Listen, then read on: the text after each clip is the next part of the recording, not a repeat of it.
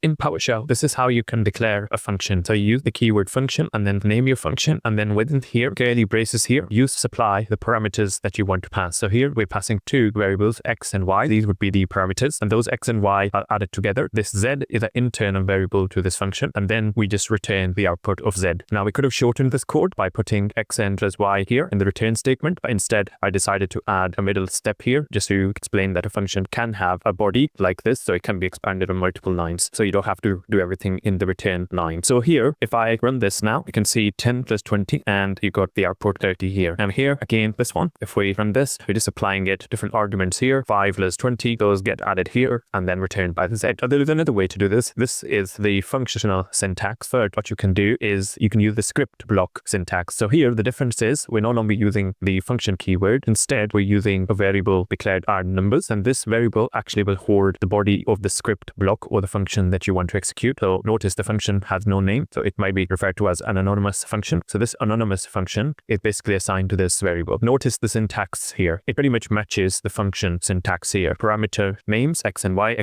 and then we've got the body here, z variable declared, and then we've got the return statement, and that it basically returns z. So notice how they are very similar in syntax between a function and between a script block. So whichever you use, you're pretty much going to get the same functionality. So here, in order to execute this, notice we use just the function name and passed it to argument. So with a script block, you actually use the call operator here, which executes or invokes the function. So here, the function is actually stored in a variable, and this symbol here, the ampersand, will actually call function with these two arguments. If I run this here, and you can see we got the output of 7. So this is the way you do functions, either using the function keyword and your function name and the body of the function, or you can do a script block, which is essentially an anonymous function that is basically assigned to a variable, and then you use the call operator here to execute that function via the variable. So two different methods of doing it. Both of them should be familiar to you because in PowerShell, sometimes script blocks are used, in other places, functions are used. So I hope this clarifies the difference between syntax of a function versus a script block here.